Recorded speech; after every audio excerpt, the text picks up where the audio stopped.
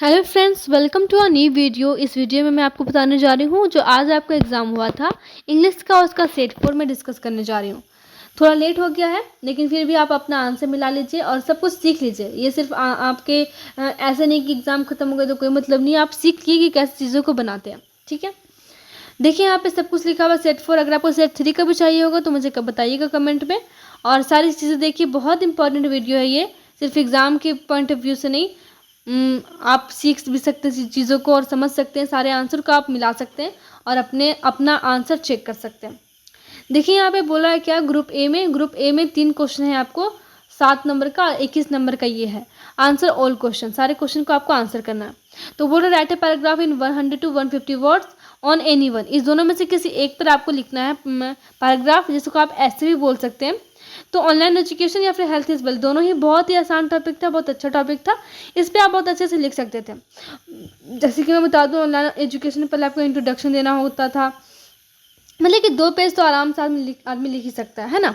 दोनों में से किसी एक पे आप लिख सकते हो। अब यहाँ पे सेकंड क्वेश्चन जो है, notes on the given passage. तो जो कुछ मैंने बताया था सब कुछ आया है, आपको मैं दिखाऊंगी कि कैसे सारे क्वेश्चन मैच किए।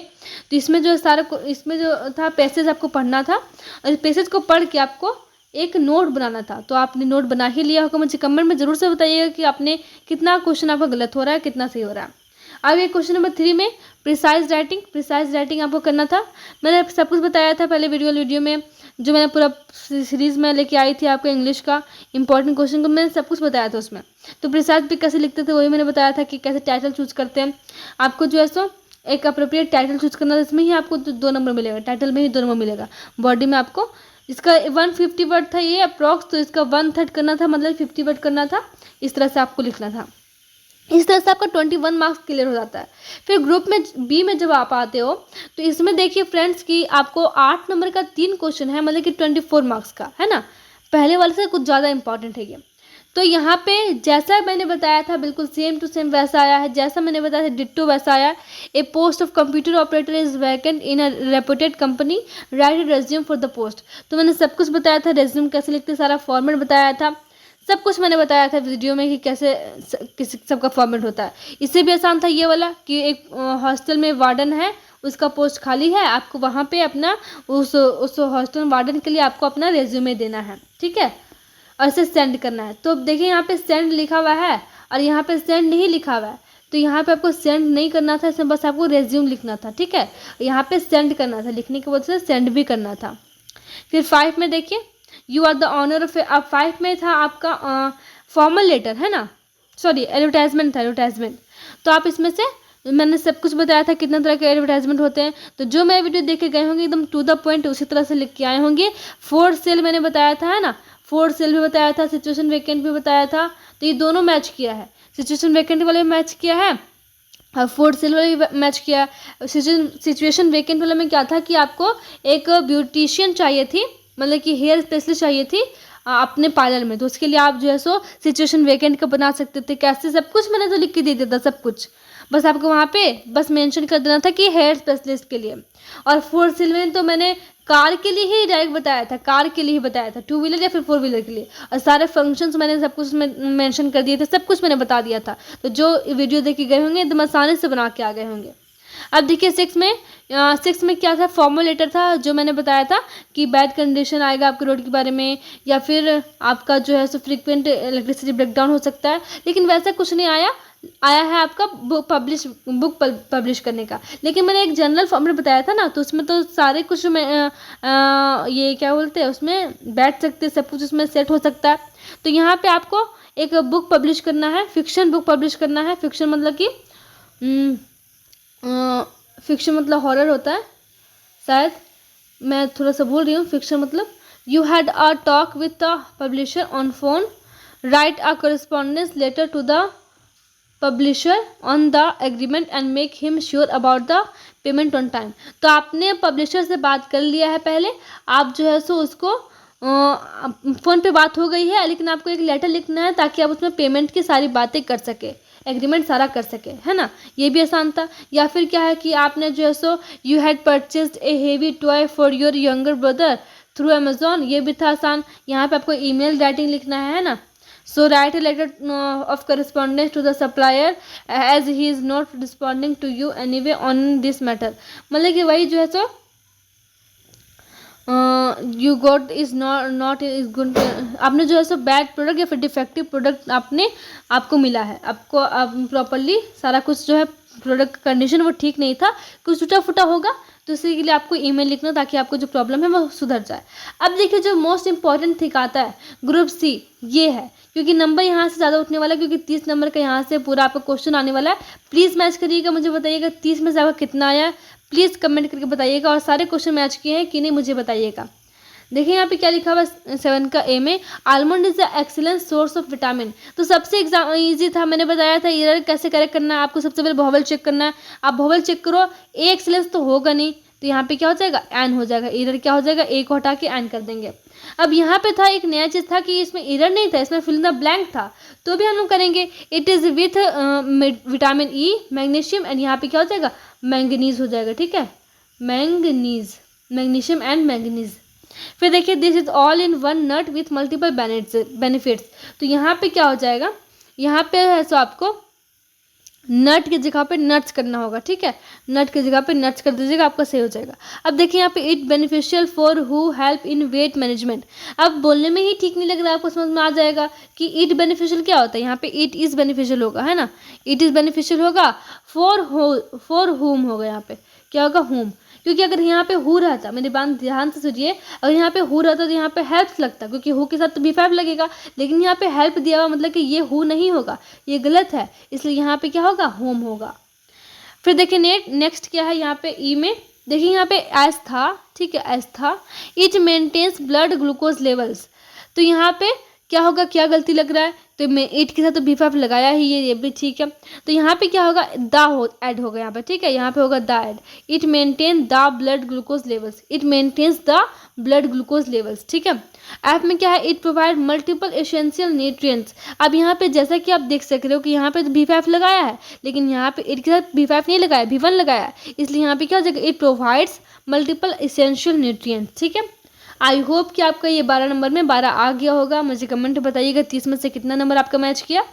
अब देखिए यहाँ पे फिल इन द ब्लैंक्स में भी बहुत किसी का गलत हुआ होगा, लेकिन ये थोड़ा सा आसान था, तो आई होप कि आपको गलत नहीं हुआ होगा। तो यहाँ पे क्या हो जाएगा, I get up at 5 AM every day, मतलब कि मैं हर रोज़ जो है सो 5 बजे उठ जाती हूँ या फिर उठ जाता हूँ। I always English in the morning, मैं हमेशा सुबह में इंग्लिश पढ़ती हूँ या प्रैक्टिस करती हूँ, दोनों में से कुछ पूछ सकते हो, यहाँ पे रीड लिख सकते हो या फिर प्रैक्टिस लिख सकते हो आप। फिर देखिए आई यूजुअली वॉच टीवी इन, तो यहाँ पे कुछ भी हो जाएगा, टीवी है तो यहाँ पे वॉच ही होगा, लुक नहीं होगा, सीन नहीं, सी नहीं होगा, ठीक है, लुक और सी दोनों का यूज़ अलग जगह होता है, यहाँ पे वॉच होगा, I usually watch TV in the यहाँ पे है इन, अगर आपका नाइट होता है यहाँ पे तो आपका एट द नाइट होता है, ठीक है, लेकिन यहाँ पे इन द है, इसलिए यहाँ पे हो जाएगा इवनिंग, क्या हो जाएगा इवनिंग। अब देखिए next question D, I how to spell my name, मैं जानती हूँ कि अपने नाम का स्पेलिंग कैसे किया जाता है, तो I know how to spell my name. अब यहाँ पे देखिए I can not play on I, अब इसमें बहुत बच्चों को कन्फ्यूज़न हो रहा होगा कि यहाँ पे क्या भराएगा, तो मैं बता दूँ कि आई के बाद वही चीज़ होता है, यहाँ पे आई के बाद वही चीज़ होगा जो वर्ब भी होगा और एडजेक्टिव भी, नाउन भी होगा। तो ऐसा कौन सा वर्ड है, तो यहाँ पे हम लोग 2 चीज़ भर सकते हैं, दैट इज़ डिज़ायर भर सकते हैं या फिर विश भर सकते हैं। मैं अब खेल सकता हूँ जैसा मैं चाहता हूँ या फिर जैसा मैं इच्छा रखता हूँ, लेकिन यहाँ पे ऑन है तो उससे घबराने की बात नहीं है, दोनों में से कुछ आपका होगा, लेकिन आप ध्यान रखिएगा एडजेक्टिव नहीं होगा, नाउन या फिर वर्ब में से, नॉन सिंगली नाउन नहीं होगा, वैसा ही वर्ड आपको लिखना है जो नाउन भी हो वर्ब भी हो। अब यहाँ पे आई 2 फीड मे डॉग टुडे, यहाँ पे हो जाएगा वांट 2 फीड, ठीक है, I want 2 feed my dog today, ये आपका बन गया। उसके बाद है कि जंबल सेंटेंस, ये तो टू द पॉइंट, जो मैंने आपको जंबल सेंटेंस का एक वीडियो कराया था ना, उसी से कितने सारे क्वेश्चन मैच कर गए, ये वाला मैच कर गया। The computer is working on my नाई बोर्ड, सेट 3 का अगर आपको चाहिए था वो भी बोलिएगा, उसमें भी बहुत सारे क्वेश्चन मेरे जो है मैच किए हैं। तो इसका पहला क्या हो जाएगा, इसमें पहला हो जाएगा, देखिए कंप्यूटर तो काम नहीं करेगा ना, काम तो करेगा नाई बोर्ड ही, है ना, कंप्यूटर तो काम नहीं कर सकता, तो माई नाई board is working on the computer, यह हो जाएगा third, my neighbour is working on the computer. अब देखिए सेकेंड वाला क्या है, the thief arrested the policeman. अब तो थीफ तो अरेस्ट नहीं करेगा ना, तो 1 2 3 the policeman arrested the thief. फिर यहाँ पे माई मॉम कुक्स डिलीशियस फूड, 1 2 3 ऐसा हो जाएगा। फिर आप देखिए यहाँ पे क्या है, सो बेक, यहाँ पे क्या होगा, बेकर ही तो रोटी बनाता है ना, बेकर ही ना ब्रेड बनाता है। बेसिकली बेकर जो है ना सेकने वालों के लिए यूज़ किया जाता है, ठीक है, कुक के लिए यूज़ नहीं किया जाता है। लेकिन जो बेक करते, जो सेकते हैं, जैसे कि जहाँ पे वो क्या बोलते हैं, ब्रेड वगैरह, वो जो है ना पाव रोटी वगैरह बनता है ना, जहाँ पे उसको सेका जाता है आग में, उसी को बोलते हैं बेक्स है ना, बेक्स उसी को कहते हैं। तो ए बेकर ए पहले ये हो जाएगा। अब बेकर जो है वो एक तो रोटी नहीं ना बेक करेगा, या फिर एक तो पाव रोटी बेक नहीं करेगा, इसलिए यहाँ पे ए ब्रेड नहीं होगा बल्कि ए बेकर होगा। तो ए बेकर बेक्स ब्रेड, एक बेकर जो है सो ब्रेड ही बेक करता है। अब देखिए यहाँ पे, अब इसमें बहुत सारे बच्चों को कन्फ्यूज़न था, लेकिन इसमें हम लोग लास्ट वाले में कर लेंगे, फिर आएंगे उस पर। तो she is fond of swimming, ये तो बहुत आसान था कि वो तैरने की शौकीन है। She is fond of swimming, ये हो जाएगा। अब देखिए ई वाला में बहुत किसी को डाउट था कि क्या होगा, लेकिन यहाँ पे अगर मिसप्रिंट हुआ है तो यहाँ पे बाई हो सकता है, और अगर मिसप्रिंट नहीं हुआ तो हमारा सेंटेंस बन ही नहीं रहा है। अगर मिसप्रिंट नहीं हुआ है तो सेंटेंस आपका जो है सो बन नहीं रहा है, इसलिए यहाँ पे बिजी की जगह पे अगर हम बाई लिखते हैं तो I shall buy a beautiful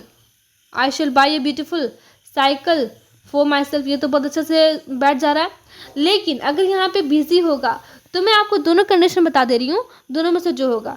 तो यहाँ पे क्या हो जाएगा, अगर यहाँ पे बिजी नहीं होगा तो हमें एक अपने से अगर यहाँ पे बाई नहीं होगा तो हमें अपने से बाहर से कोई वर्ड लगाना होगा, क्योंकि आई शैल बिजी तो होगा नहीं, क्योंकि शैल के बस बात बिजी नहीं लगेगा, क्योंकि बिजी वर्ब नहीं है।